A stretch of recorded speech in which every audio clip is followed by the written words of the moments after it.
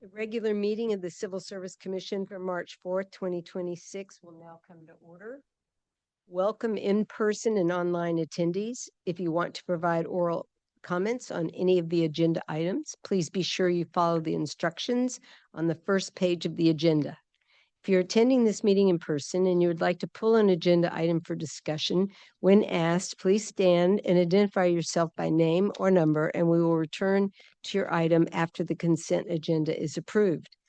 Attendees joining this meeting using the Zoom application will alert Commission staff of your intention to speak about an agenda item by using the Q&A function at the bottom of your screen. Please include your name, telephone number, or other identifying feature you selected when logging in, and the agenda item number you want to speak about. Attendees who dialed into today's meeting, please press *9 on your telephone to raise your hand to alert Commission staff of your intention to speak about an agenda item. When called upon to speak, please unmute yourself by using *6 on your telephone. Will the Commission Secretary please take the roll call? Commissioner Bassett. Present. Commissioner Coleman. Present. Commissioner McGovern. Present. Commissioner Montenegro. Present. Commissioner Rodriguez-Kennedy. Approval of the minutes. May I have a motion to approve the minutes of the regular meeting of February 4th, 2026? If it pleases the rest of the board, Madam Chair, I would so move. Thank you. Do we have a second? Second. Thank you. Is there any discussion? Will the Commission Secretary please record Commissioner votes? Commissioner Bassett. Aye. Commissioner Coleman. Aye. Commissioner McGovern. Aye. Commissioner Montenegro. Aye. Unanimous vote to approve the minutes. Item C, non-agenda public comment. Members of the public may address any matter relating to the Civil Service Commission other than the items that are on today's agenda. The total amount of time allotted for public comment will be limited to not more than 2 minutes unless the Commission President, me, agrees to extend the time. Do any of the attendees want to make a public comment about any matter related to the Civil Service Commission but not on today's agenda? If so, and you join the meeting using Zoom, please use the Q&A function on the bottom portion of your screen to inform Commission staff.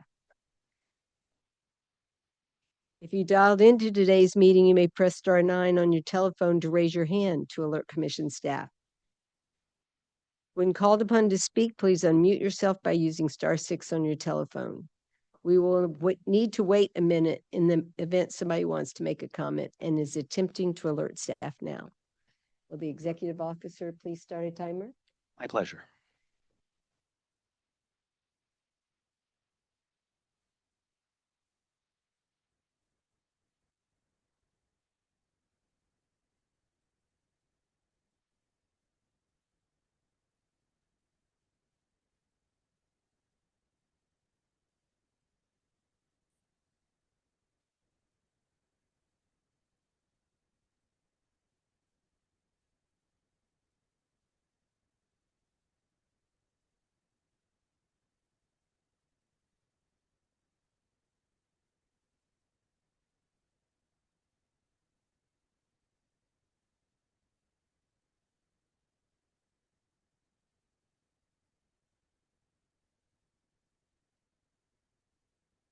Commissioners, 1 minute has passed and we received no request to make a public comment. Thank you. We will now move on to item D, agenda item discussion. Do any of the attendees want to pull an agenda item for discussion? If you're attending this meeting in person and you would like to pull an item for discussion, please stand and identify yourself by name or number, and we will return to your item after the consent agenda is approved. If you're speaking for an appellant or complainant, please use their assigned number. If you joined the meeting using Zoom, please use the Q&A function on the bottom portion of your screen to inform Commission staff of the agenda item you want to speak about. If you dialed into today's meeting, you may press *9 on your telephone to raise your hand to alert Commission staff. When called upon to speak, please unmute yourself using *6 on your telephone. We will need to wait a minute in the event somebody wants to pull an agenda item and is attempting to alert staff now. Will the executive officer please start a timer? Yes.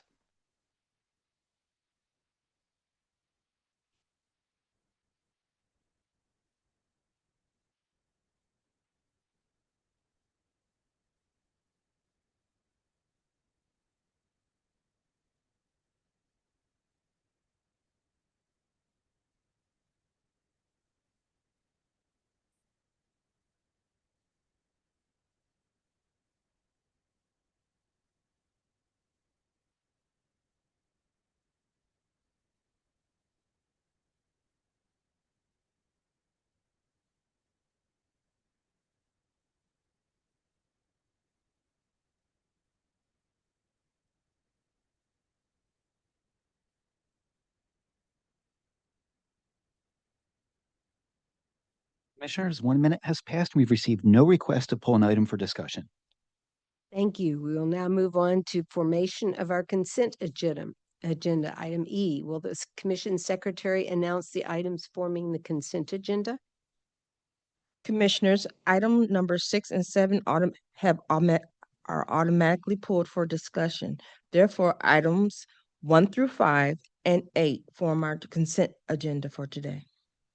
May I have a motion to approve the consent agenda? I so move. Thank you. Do we have a second? Second. Thank you. Is there any discussion? Will the commission secretary please record commissioner votes? Commissioner Bassett, Aye. Commissioner Coleman, Aye. Commissioner McGovern, Aye. Commissioner Montenegro, Aye. The results are unanimous. We will now move to our discussion items. Item F, agenda item 6, which is Commissioner Bassett's report on the discipline hearing. Do any of the attendees want to speak about this agenda item? If so, and you join the meeting using Zoom, please use the Q&A function on the bottom portion of your screen to alert commission staff. If you dialed into today's meeting, you may press *9 to raise your hand to alert commission staff. We will need to wait a minute in the event somebody wants to speak about the agenda item and is attempting to alert staff now. Will the executive officer please start a timer? Yes.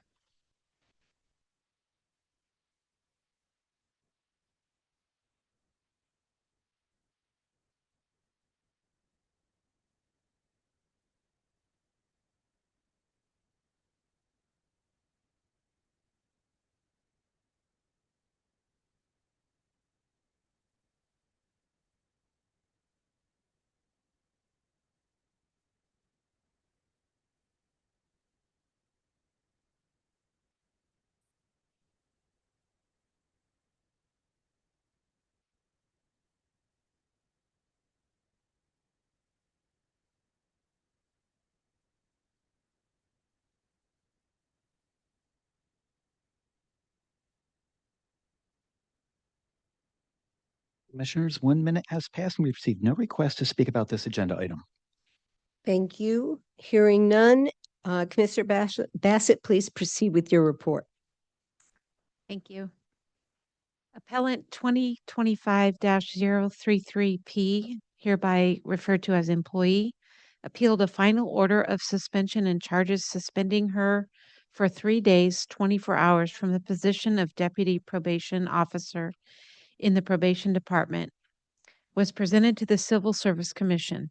The commission appointed me, Commissioner Laura Bassett, to hear the appeal and submit findings, conclusions, and recommendations to the Civil Service Commission. Therefore, a hearing was held on January 15th, 2026. The causes of discipline were negligence resulting in harm or the significant risk of harm to the public and inefficiency.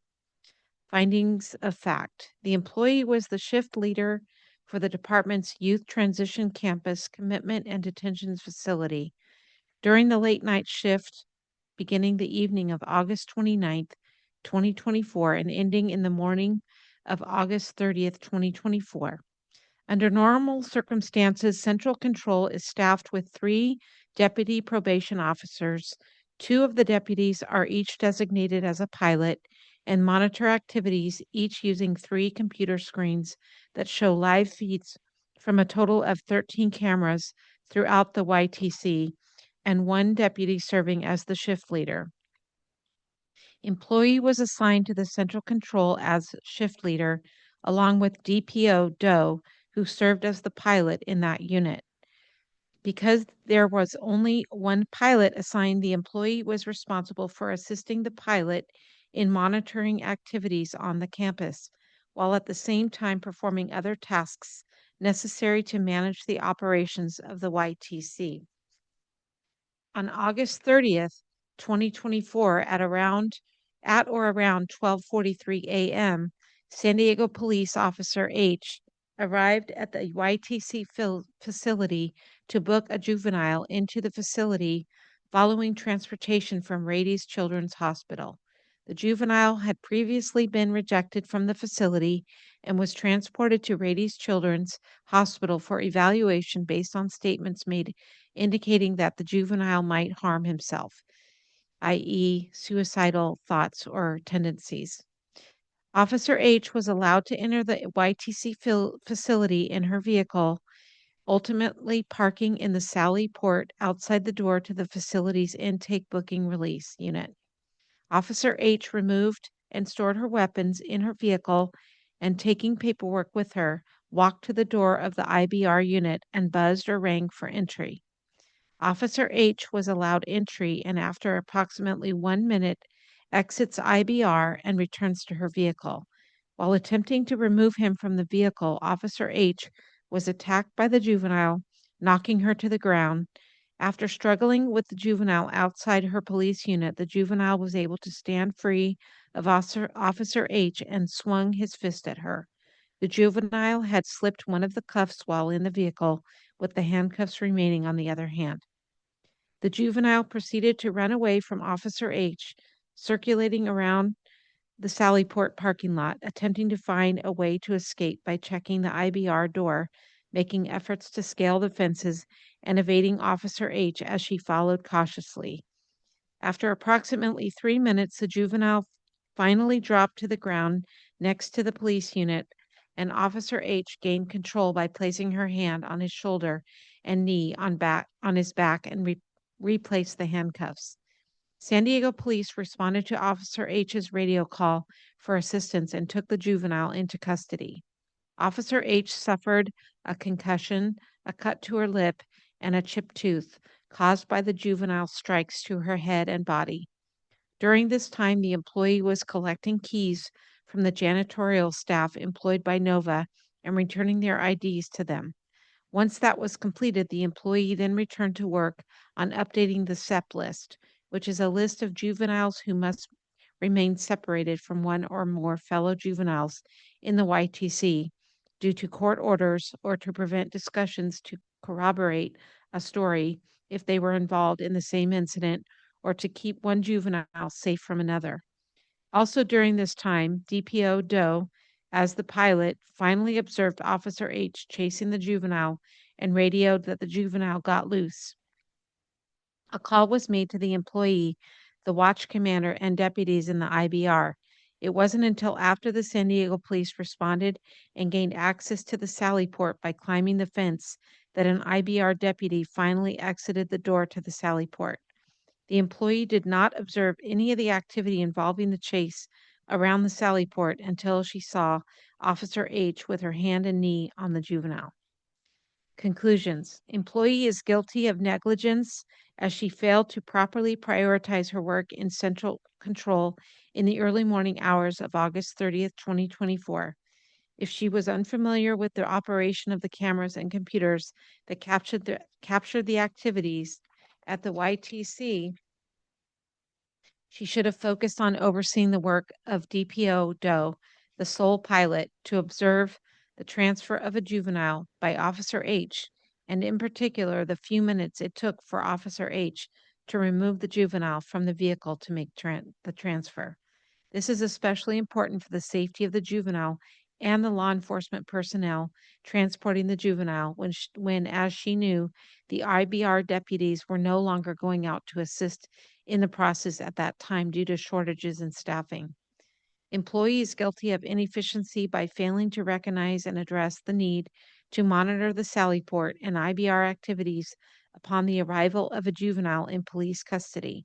Rather than take the time to focus on the transfer to IBR, she instead made it a priority to collect keys from NOVA employees and to update the SEP list, which was already behind schedule.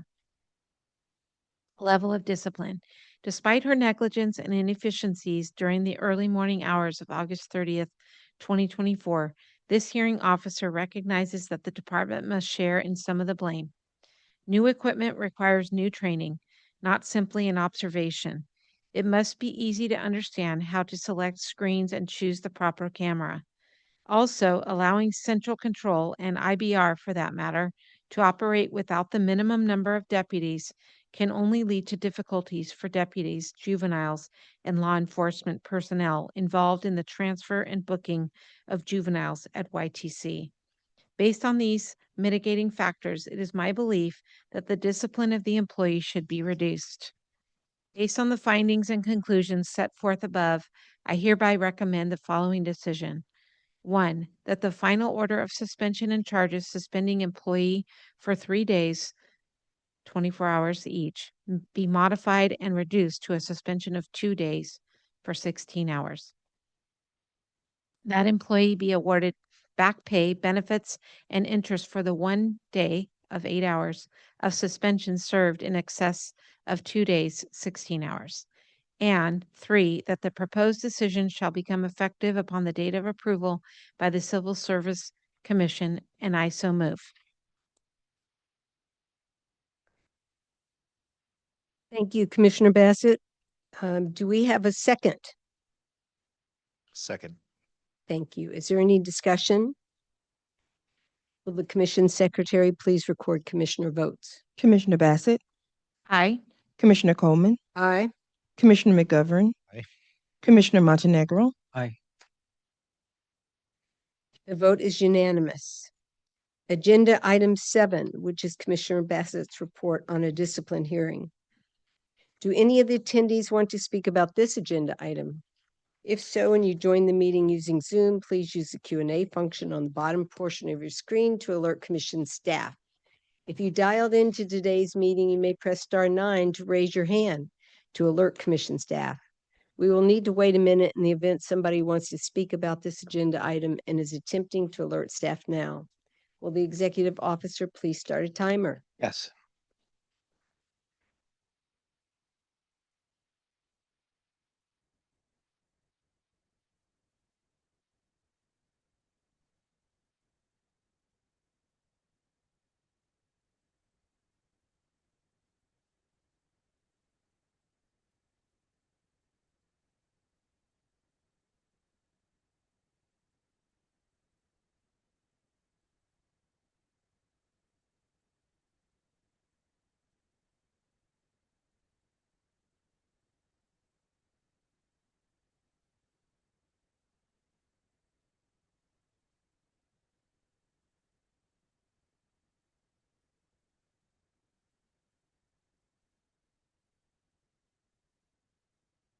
Commissioners, 1 minute has passed. We've received no request to speak about this agenda item. Thank you. Commissioner Bassett, you may now read your report. Thank you. Appellant 2025-34P, hereby referred to as employee, from a final order of suspension and charges suspending her for 2 days, 16 hours, from the position of Deputy Probation Officer in the Probation Department, was presented to the Civil Service Commission. The Commission appointed me, Commissioner Laura Bassett, to hear the appeal and submit findings, conclusions, and recommendations to the Civil Service Commission. Therefore, a hearing was held on January 15th, 2026. The causes of discipline were negligence resulting in harm or the significant risk of harm to the public and inefficiency. Findings of fact. The facts of this case are very similar to those in the report I just read, except that employee was the pilot in central control for the department's youth transition campus commitment and detentions facility, referred to as YTC, during the late night shift beginning the evening of August 29th, 2024, and ending in the morning of August 30th, 2024. Her assignment to central control paired her with DPO Rowe, who was the shift leader stationed in central control.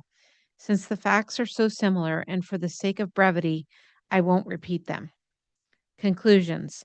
Employee is guilty of negligence as she failed to properly prioritize her work in central control in the early morning hours of August 30th, 2024. If she was unfamiliar with or faced challenges in the operation of the cameras and computers that captured the activities at the YTC, she should have focused on seeking the assistance of the shift leader, DPO Rowe, for one of them to pay greater attention to the transfer of a juvenile by Officer H, and in particular, the few minutes it took for Officer H to remove the juvenile from the vehicle to make the transfer. By seeking the assistance of the shift leader, who could take the place of the absent second pilot, the employee would have noticed the actions of the juvenile in attempting to escape from custody and notified IBR deputies of the need for immediate assistance.